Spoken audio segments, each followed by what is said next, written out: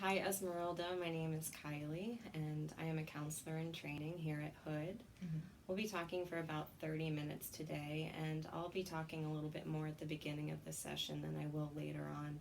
But I just kind of want to give you an idea of what to expect from our time together today. Okay. Okay. So here at Hood, we follow the American Counseling Association's Code of Ethics. And if you'd like to see a copy of those, I'm happy to provide them to you. But the most important part of that I want to be sure we go over together is the confidentiality agreement. Mm-hmm. And this can be a lot to digest, so if you have any questions, absolutely stop me at any time. Okay. Okay?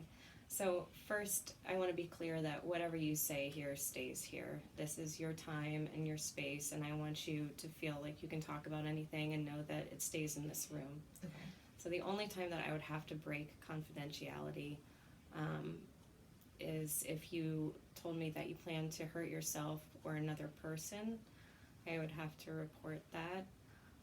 If you told me that you participated in or were aware of the abuse or neglect of a child or a vulnerable adult, I would have to break confidentiality as well.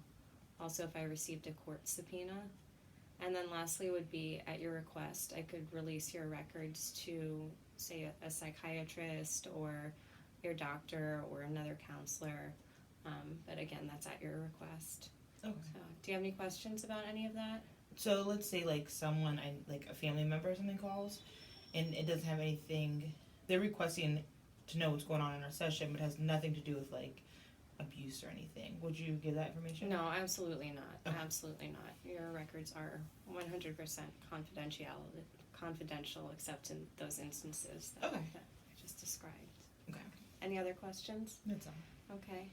So I usually say that it takes about 4 sessions to kind of feel each other out and to whether or not we're the right fit for each other. Mm-hmm. So during our 4th session, I'll check in with you and see how you think things are going and whether or not I'm the right counselor for you. Okay. Does that sound like a plan? Yeah. Okay, great. Well, what brings you in today? So I'm not gonna lie, I was a little hesitant to come in. Okay. But I realized that I have a lot on my plate and I should probably talk to an outside party about it. Mm-hmm. So I was hoping that you can help me organize my life a little bit. I have a lot going on, so. Okay. Can you tell me a little bit about what Yeah. is going on? So I'm in school full time. I work obviously full time. I volunteer. I coach, and I have a son, so a young son. So he's pretty busy too, and I have to keep up with his schedule. So Wow, that is a lot to have going on at once. it is, and so which is obviously why I'm here. But I feel like I have so much going on. I don't feel like I'm able to, really give my full self to any of these aspects of my life, much less to myself. Right, yeah. Well, it sounds like you have so much going on that it's really hard to find balance and also, like you said, to prioritize what you need for your own well-being. Yeah. Yeah. It is. I feel like everything, all these aspects of my life are really important, Okay. but I think it's realistic if I was to let one of them go. I just don't know how I really feel about that. Okay. Can you tell me a little bit more when you think about letting something go? Is there one of these things that seems like it would be the most obvious or the easiest? So at one point I was thinking about this before I've come to counseling, and I was thinking maybe my volunteer work would be easiest for me to give up, but I'm not sure it is. I just feel like, I've decided I was going to give myself to all these areas, and it's a cop-out for me to let one go. It's a cop-out. Yeah, it kind of feels like I'm giving up or, not cheating the system, but I just feel like I'm giving up, so. Okay. Can you tell me a little bit more about that feeling that it would be a cop-out? Does that mean that it would be a failure of some kind? Yeah, or? definitely. Definitely Okay. a failure, and that, like, I'm taking the easy way out, and unfair, because why would I agree to do all these things and not deliver? So, Okay. I feel like I'm kind of like, each one of these things individually are not weighing on me, but I feel like all together it's all weighing on me, and the decision of what I'm going to do is really weighing heavily on me. Yeah, each thing alone is manageable, but when you put them all together, it feels really overwhelming. Absolutely. Yeah. Okay. Right. And so, again, if we kind of think about which things would be the easiest to maybe give up, you had said that in the past you thought that maybe the volunteer work would be that thing. I feel like that's, I mean, obviously I have to work. Mm-hmm. I definitely need to be in school to, work for my future and to have a better job. Volunteering it's great. It's a great resource. It's a great experience. But I don't feel so much of a connection to it. And my coaching, that's relevant because if I don't coach, my family members can't be there for free. And I feel that sense of obligation to my family to do, what I need to do for my family. So. Okay. So I just want to return for a moment to that idea of giving something up being a cop-out. Okay, so that kind of indicates that you feel like you should be able to handle all of this, even though you recognize, on the one hand, that it's really a lot for one person to be taking on. At the same time, it feels like I should be able to take this on. Absolutely. Is that right? 100%, yes. So what do you make of that kind of juxtaposition between those two? I don't know. I think that initially going into it, it was definitely something I could see myself handling. You know what I mean? I was just like, yeah, this is realistic. I can do this. And then as I've going into doing them, and I'm doing all 4 things at one time, and then managing my son, it was just like, whoa. No, you can't do it. But it's like, no, but you can. If you just push a little harder, you'll be able to do it, and you'll be fine. I don't know. I kind of have this I don't know if it's called a mantra that life goes on. You know what I mean? The world is not stopping for me to get my life together.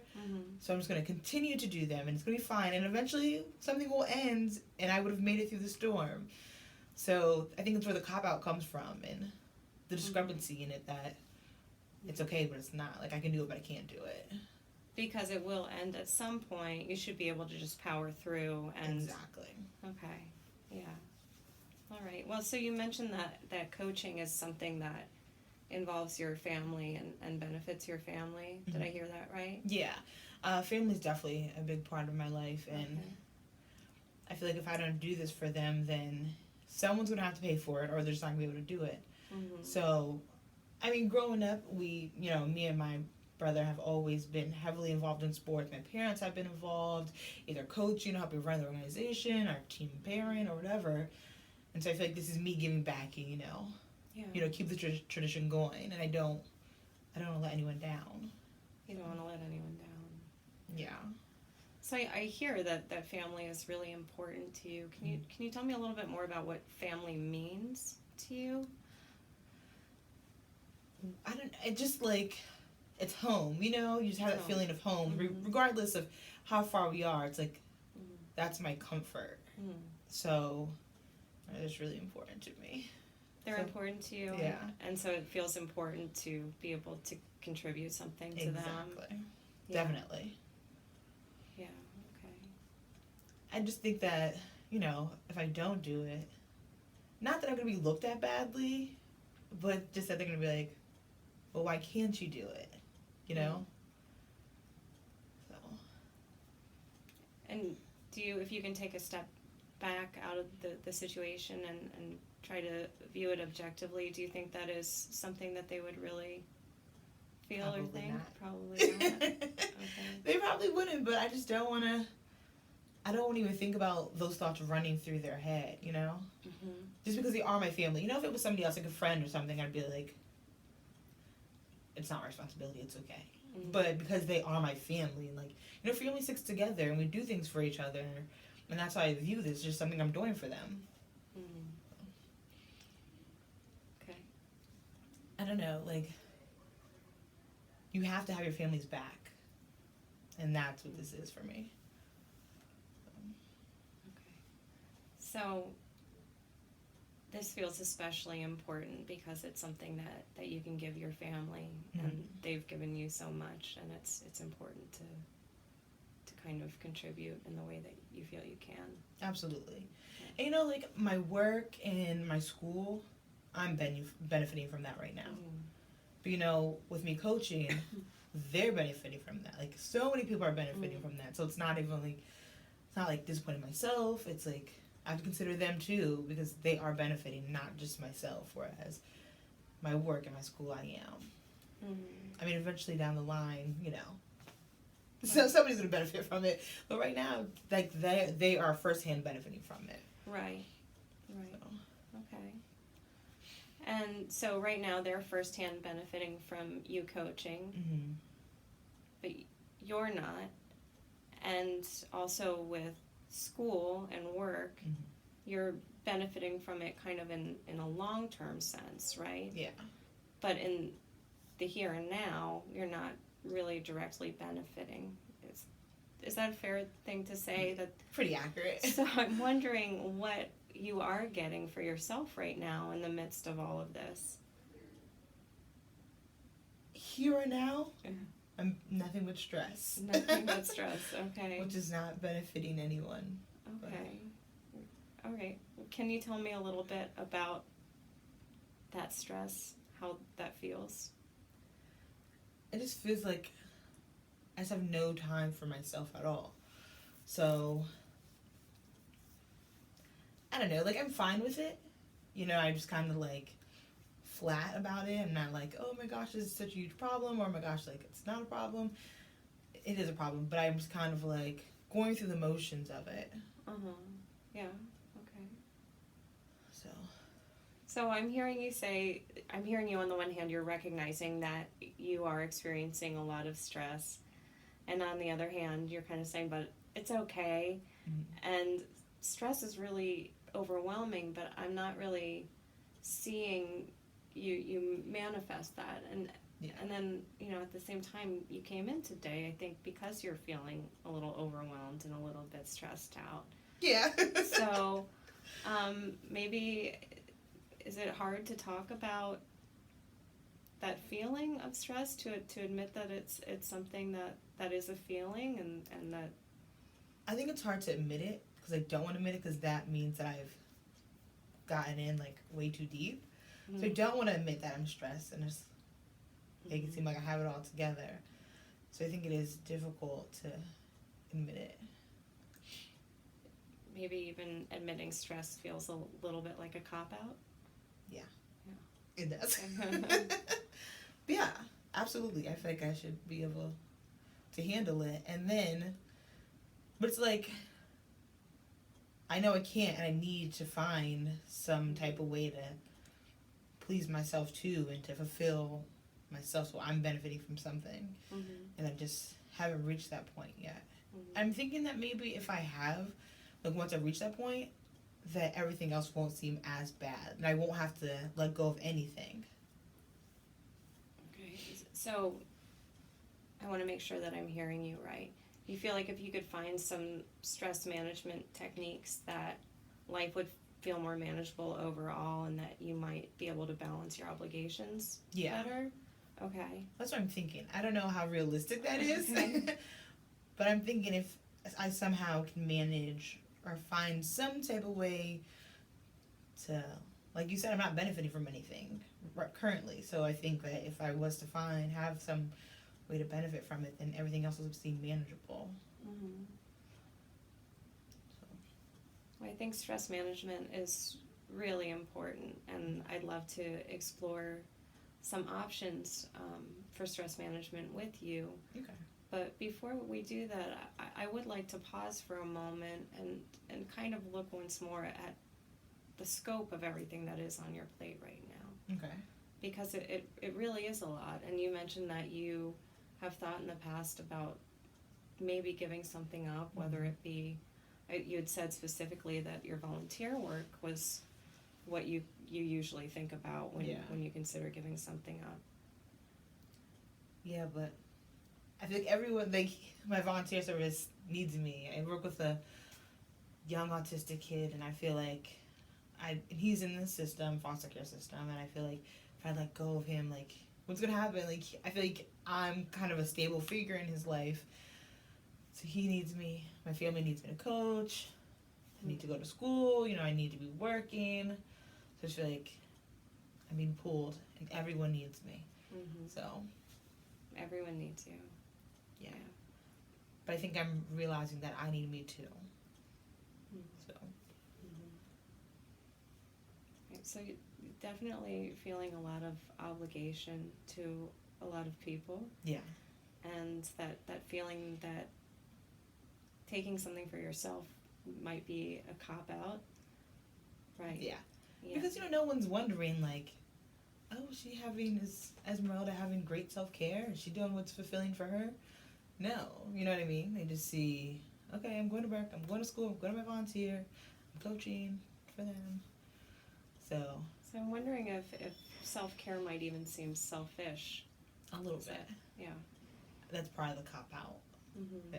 Yeah. Yeah. Well, I can see that it's really important to you to take care of other people. Mm-hmm. Your family and also this boy that you're doing the volunteer work with, and yeah.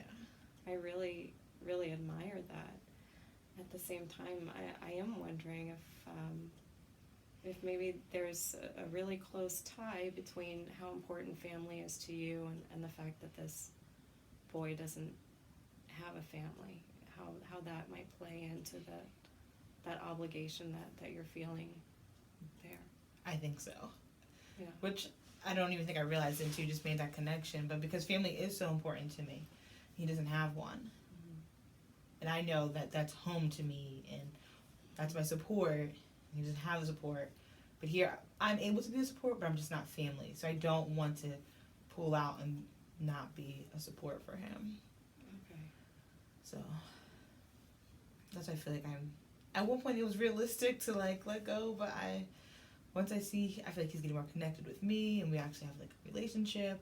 Mm-hmm. I don't think it's as realistic as I once thought it was. Mm-hmm.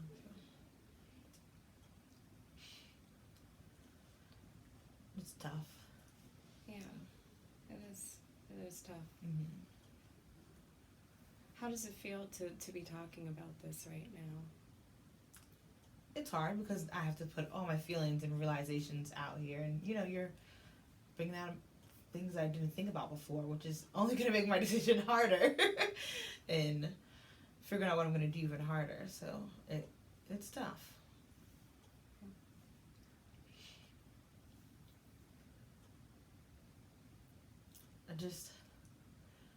I feel like there should be an easy answer, and it's not. I know it's not. So yeah. Well, you said earlier that probably your family would be more understanding if you had to give coaching up or give something up there, that they would probably understand more than you feel sometimes like they would. And you do feel like that's true. I do. But then I'm wondering what's going to happen because I can't it's not only about my family, but about the team too. So it's like, obviously it'd be a huge disservice to my family, but then it's like, oh, sorry team. Thanks, it's been real. So. Okay. So, obviously there are some really complex components to making these decisions. Yeah. There's a lot going on. But I think it's really important that we establish some ways that you can be taken care of as you're doing so much for other people and you do have so much on your plate. Yeah. If we can maybe brainstorm together some ways that you can integrate some things into your everyday that are just for you, and they can be small things, and we can kind of work towards bigger things. Does that? I think that'll help a lot. Okay.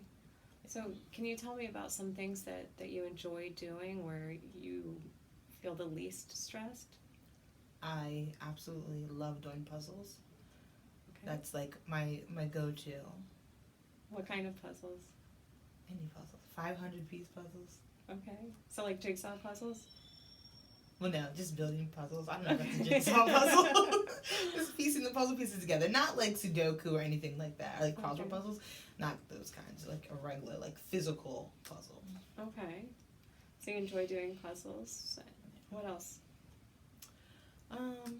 TV, which is my one go-to self-care. Like a lot of like murder shows. It probably sounds really bad. But yeah, murder shows are like my favorite. But you know, I have a son. I don't watch murder shows when he's in the room. And my partner's not the biggest fan of them. But that's another one of those things that just relaxes me and I can just zone out and nothing else, just the TV. So I don't mind going for walks, but not when it's allergy season. So yeah.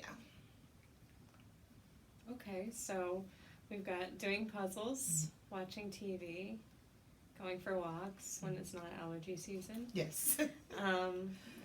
Anything else? Any other things that help you unwind? I think this is a little odd one too, but like untying knots.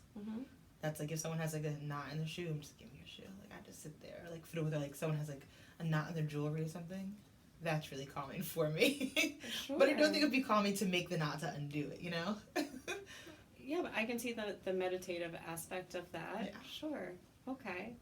So, do you think that you could make a goal for the next week until we see each other again of doing one of these things for, let's say, at least, what's reasonable, 20 minutes a day? Does that seem like, do you have that amount of time? Because I know. I can find it. I think though, I don't think I'd like the watching TV as a goal because I do that now and I feel like that's just a cop out again. So I think that's just being lazy. Okay. So I feel like I'm more productive if I'm active. So not watching TV. Right, okay. So maybe then we can say that between now and when we meet next week, every day you'll spend at least 20 minutes either taking a walk or doing a puzzle or untying shoelaces. Yeah. Okay. Well, I think those are great goals. And I do think it's really important that you find ways to attend to yourself as you're trying to care for so many people. The other thing I'd like to explore with you is how you might be able to be better supported by the people in your life. You're doing so much for others, and I'm wondering who you can turn to for support. As it's hard for me to sit here and, you know, tell you how I'm feeling about everything, that's not easy for me outside of this setting either. So I don't usually say to people like, I'm overwhelmed, I have too much going on, or like, look at me, you know what I mean? Because that's how I feel it is, you know. We talked about family and the way I'm very similar to my father and the way that he grew up, or the way that his values and stuff, and like his grandparents, that's who I'm close with. I don't know my other side. So them I'm very close with, and like if someone goes to the hospital, you don't hear about it. You know what I mean? It's just very like asking for attention that's unnecessary. Like, please feel bad for me. Please feel bad for me. Like, I view it like that because that's like how my dad views it, I think, and like my grandparents view it. So asking for help seems weak. Yeah. And not only weak, it just seems like I want attention. I don't. So in a sense, then I'm hearing that kind of theme of failure again, and needing help, giving up on something, that's failure. Yeah. Yeah. It is. I don't know if, and I don't even know if like failure is such a bad thing to the rest of my family, but to definitely like, please, I'm struggling. It just seems like, no, you're fine. That feels like a scary thing though, to ask for help especially from your family. It kind of seems foreign. Okay. So, because I don't think, because I have like examples like My mom, okay, she's an example, but I feel like she's like a really bad example because like if something's wrong with her, she'll just be like, ow, and like look you in the eye, just like, please notice I'm in pain, please say something. So I just feel like it's so foreign to me and unfamiliar, and you don't go to that territory. Could we try playing it out, maybe? What would it be like if you went to your mom and said, Mom, I'm feeling stretched a little thin right now. Could you help me with, I don't know, what could you watch my son for a couple hours so I could go study or do something, or what, I mean, whatever, you know, how would that feel to ask for that? Well, for my mom, I definitely wouldn't ask that of my mom. Okay. For my dad, if I know I can do it, but he's just the type of person where nothing's a problem for him. So he's just like, he's so selfless that I don't think he has the boundaries. So I feel horrible to ask him because, you know, so that's another thing stopping me. It's like, you're not going to stop yourself. Which maybe that's why I have all this stuff on my plate right now, because of him. So, like, it feels doable, but it doesn't feel right, like, morally right to do that. So even thinking about asking somebody for help feels... not okay. Tell me about what you're feeling right now. As you imagine what this would be like. What are you feeling right now? Uncomfortable. Very uncomfortable. Okay. So, I mean, I don't know. Like, my dad's my rock, but I don't want to, here, take more. Take me. Take all my problems and you have them. You know what I mean? That feels really uncomfortable to me and really bad. So, my others, I don't know. I'm sure I could ask somebody else. I just... Yeah. And I'm wondering, you know, as a parent, how do you feel when your son asks you for help? I miss my son. Of course you do it. It feels a little different, though, on the other side. Yeah. Yeah. So on the one hand, you recognize that as a parent, you love to do things for your children because you love them. But as a child, it feels like I shouldn't be asking for anything. Exactly. Especially because I'm not I'm his child, but I'm not a child. You know what I mean? So, like, whereas my son is young, he needs my help sometimes, or he just doesn't understand. You know what I mean? Or I'm old enough to understand that, okay, this is too much for you. So, it just is uncomfortable. Okay. Well, so we're just about out of time, unfortunately, because I'm really enjoying talking to you. But I want to just summarize. You have a lot going on. Okay, you're in school full-time, you're working full-time, you're coaching, you're volunteering, and you're a mother, which is a huge job alone. Right? That's a lot to have on your plate. And thinking about giving up any of it feels very uncomfortable. It feels like a cop-out. It feels like a failure. And asking for help also feels like a cop-out or a failure. Okay, and at the same time, I can see that you're recognizing that something needs to give. That's why you're here today. And, you know, you've said that you're feeling a lot of stress. So I'm glad that we were able to establish some short-term goals, right? Yeah. Can you tell me what we've agreed to for the next week? Every day, for at least 20 minutes, I'm either going to take a walk or untie knots, but especially do puzzles. Okay. Not watch TV. and anything else, you know, you can expand beyond those 3 activities, but whatever feels good and is just for you. Okay. Yeah. So, I look forward to hearing how that goes, and I also look forward to trying to explore a little bit more with you about how we can find more sources of support, because I know that they're there. Yeah. And maybe we can also go a little deeper into looking at what it might be like to give up one of these obligations. Okay. Yeah, I'll definitely make sure I do some self-care this week until the following week until I see you again. Okay. Might not be 20 minutes, but no, I'm agreeing to 20 minutes. Okay, good. Good. Has this been okay for you today? A little uncomfortable, you know, to have to face those feelings. Like I said, I don't face them with anybody else, you know, so it's kind of odd to be telling a stranger, much less anyone. But I think it's been helpful because I do need to prioritize and have some self-care, and I think those puzzles will definitely help me. And well, I look forward to seeing you again next week. And thank you so much for coming in today. Thank you. I appreciate it.